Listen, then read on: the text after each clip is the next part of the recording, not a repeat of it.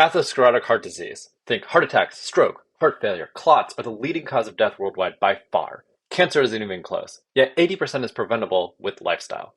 What are these life-saving lifestyle changes everybody should adopt if this is the biggest threat to our lives and suffering? When should we start working on this, and how?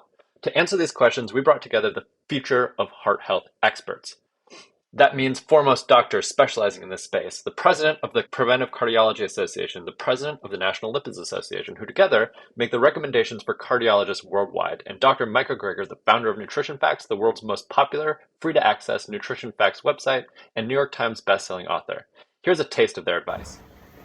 Hello, this is Dr. Michael Greger answering the question, when should people start thinking about their heart health? Autopsy studies show that nearly all children raised on the standard American diet already have fatty streaks, the first stage of the disease, building up inside their arteries by age 10. Nearly all kids raised on the standard American diet already have the first stage of the disease. These fatty streaks can then turn into plaques in their 20s, atherosclerotic plaques, get worse in our 30s, and then can start killing us off. In our heart, it's called a heart attack. In our brain, the same disease process can cause a stroke. So if there is anyone in the audience, when we're speaking older than age 10, then the question is not whether or not to start eating and living healthy to prevent heart disease. It's whether or not you want to reverse the heart disease you likely already have, whether you know it or not. And the good news is that heart disease, the number one killer of men and women, is not only preventable, arrestable, sometimes even reversible. Hundreds of thousands of Americans dying needlessly every year, but we can do something about it.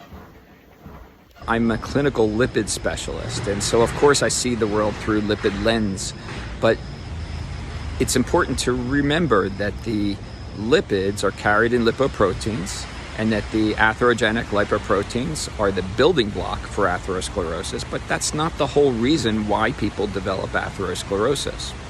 And so what happens is people say, well, I know somebody who has very high LDL cholesterol and they never got cardiovascular disease, so it must not be an important risk factor.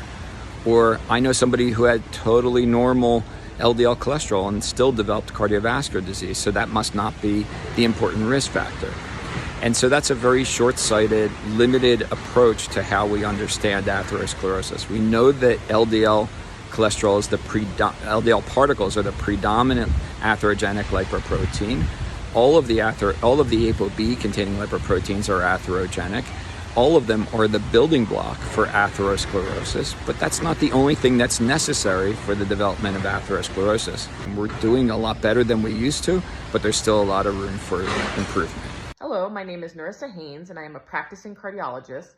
I will be discussing several lifestyle changes that can improve your cardiovascular disease risk profile. It is recommended that everyone get 75 to 150 minutes of high intensity to moderate intensity exercise weekly. An example of a heart healthy diet is the Mediterranean diet, which is high in protein from lean meats, for example, from fish or chicken, also whole grains and vegetables. And the third recommendation that I'd like to discuss is getting a good night's sleep. It's recommended that everyone obtain 7 to 9 hours of sleep to improve their cardiovascular health.